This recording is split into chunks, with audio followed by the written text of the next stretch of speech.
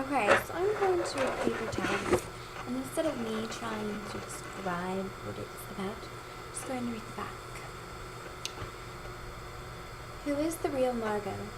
Quentin Jacobson has spent a lifetime loving the magnificently adventurous Margot Ross Spiegelman from afar. So when she cracks open a window and climbs into his life, dressed like a ninja and summoning him for an ingenious campaign for revenge, he follows. After their all-nighter ends and a new day breaks, he arrives at school to discover that Margot, always an enigma, has now become a mystery. But Q soon learns that there are clues, and there for him.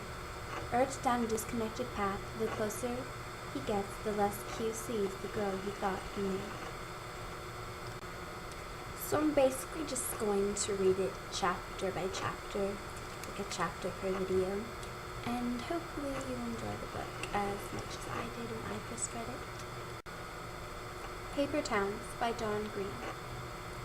And after, when we went outside to look at her finished lantern from the road, I said I liked the way her light shone through the face that flickered in the dark. Jack-o'-lantern, Katrina, Vandenberg, and Atlas. People say friends don't destroy one another. What do they know about friends? Game shows touch our lives. The Mountain Goats. Prologue. The way I figure it, everyone gets a miracle. Like, I will probably never be struck by lightning or win a Nobel Prize or become the dictator of a small nation in the Pacific, or contract terminal ear cancer, or spontaneously combust.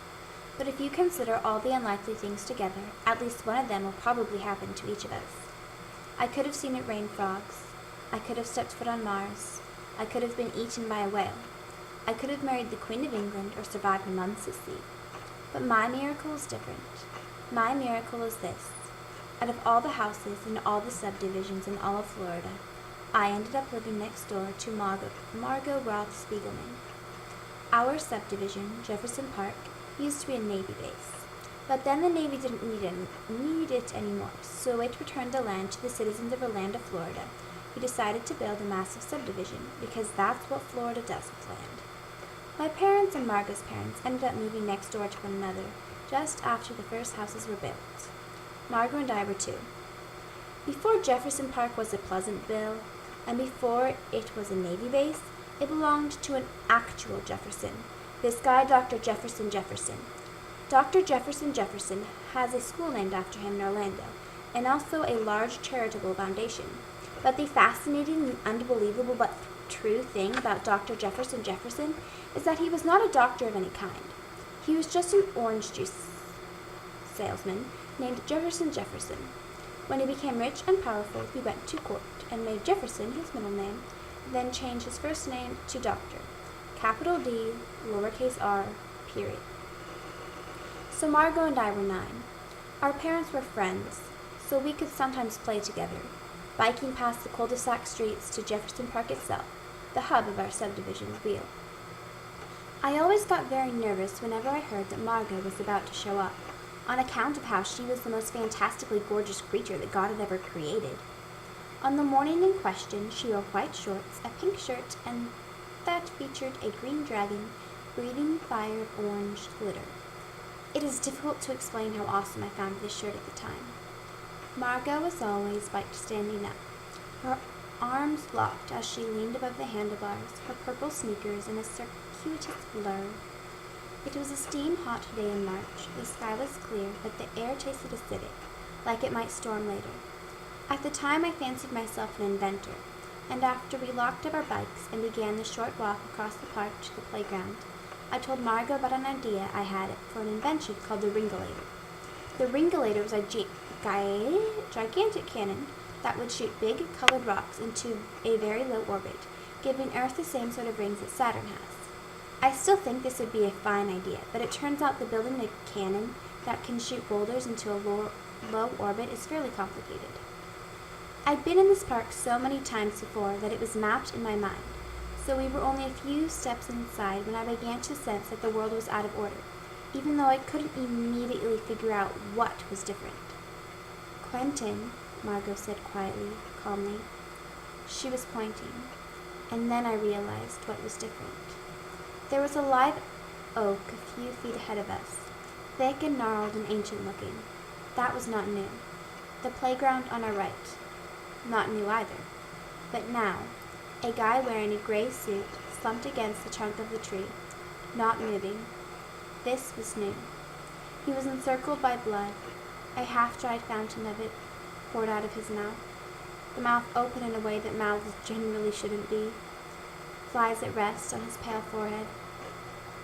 He's dead, Margot said, as if I couldn't tell. I took 2 small steps backward. I remember thinking that if I made any sudden movements, he might wake up and attack me. Maybe he was a zombie. I knew zombies weren't real, but he sure looked like a potential zombie. As I took those 2 steps back, Margot took 2 equally small and quiet steps forward. His eyes were open, she said. We gotta go home, I said. I thought you closed your eyes when you died, she said. Margot, we gotta go home and tell. She took another step. She was close enough now to reach out and touch his foot. What do you think happened to him? She asked. Maybe it was drugs or something. I didn't want to leave Margot alone with this dead guy who might be an attack zombie, but I also didn't care to stand around and chat about the circumstances of his demise. I gathered my courage and stepped forward to take her hand. Margot, we gotta go right now. Okay, yeah, she said. We ran to our bikes, my stomach churning with something that felt exactly like excitement, but wasn't.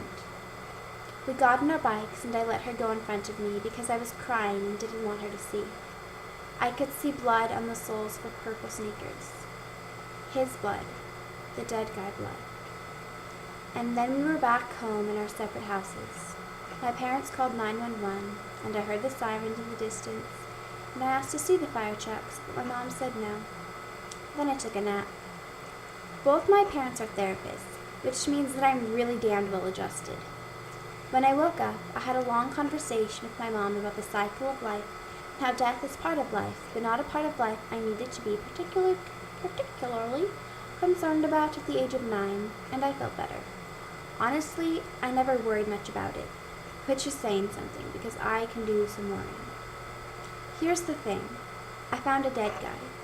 Little adorable 9-year-old me and my even littler and more adorable playdate found a guy with blood pouring out of his mouth, and that blood was on her little adorable sneakers as we biked home. It's all very dramatic and everything, but so what? I didn't know the guy. People I don't know die all the damn time. If I had a nervous breakdown every time something awful happened in the world, I'd be crazier than a shithouse rat. That night, I went into my room at 9 o'clock to go to bed, because 9 o'clock was my bedtime. My mom tucked me in, told me she loved me, and I said, see you tomorrow, and she said, see you tomorrow. That's my cat. And then she turned out the lights and closed the door almost all the way. As I turned on my side, I saw Margot Roth Spiegelman standing outside my window, her face almost pressed against the screen. I got up and opened the window, but the screen stayed between us, pixelating her. I did an investigation, she said, quite seriously. Even up close, the screen broke her face apart, but I could tell that she was holding a little notebook and a pencil with teeth marks around the eraser. She glanced down at her notes. Mrs. Feldman from over on Jefferson Court said his name was Robert Joyner. She told me he lived on Jefferson Road in one of those condos on top of the grocery store. So I went over there, and there was a bunch of policemen, and one of them asked if I worked at the school paper. I said our school didn't have a paper, and he said as long as I wasn't a journalist, he would answer my questions. He said Robert Joyner was a 36-year-old, a lawyer. They wouldn't let me in the apartment, but a lady named Juanita Alvarez lives next door to him, and I got into her apartment by asking if I could borrow a cup of sugar. And then she said that Robert Joyner had killed himself with a gun, and then I asked why, and then she told me that he was getting divorced and was sad about it. She stopped then, and I just looked at her face gray and moonlit and split into 1,000 little pieces by the weave of the window screen. Her wide, round eyes flitted back and forth from her notebook to me. Lots of people get divorces and don't kill themselves, I said. I know, she said, excitement in her voice. That's what I told Juanita Alvarez. And then she said, Margot flipped the notebook page. She said that Mr. Joyner was troubled. And then I asked what that meant, and then she told me that we should just pray for him and that I needed to take the sugar to my mom, and I said, forget the sugar, and left. I said nothing again. I just watched her. I just wanted her to keep talking. That small voice tense with the excitement of almost knowing things, making me feel like something important was happening to me. I think I maybe know why, she finally said. Why? Maybe all the strings inside him broke, she said. Well, I tried to think of something to say in answer to that. I reached forward and pressed the lock in the screen between us, dislodging it from the window. I placed the screen on the floor, but she didn't give me a chance to speak. Before I could sit back down, she just raised her face up toward me and whispered, "Shut the window." So I did. I thought she would leave, but she just stood there watching me. I waved at her and smiled, but her eyes seemed fixed on something behind me, something monstrous that had already drained the blood from her face, and I felt too afraid to turn around and see. But there was nothing behind me, of course, except maybe the dead guy. I stopped waving. My head was level with hers as we stared at each other from the opposite sides of the glass. I don't remember how it ended, if I went to bed or she did. In my memory, it doesn't end. We just stay there, looking at each other forever. Margot always loved mysteries, and in everything that came afterward, I could never stop thinking that maybe she loved mysteries so much that she became one.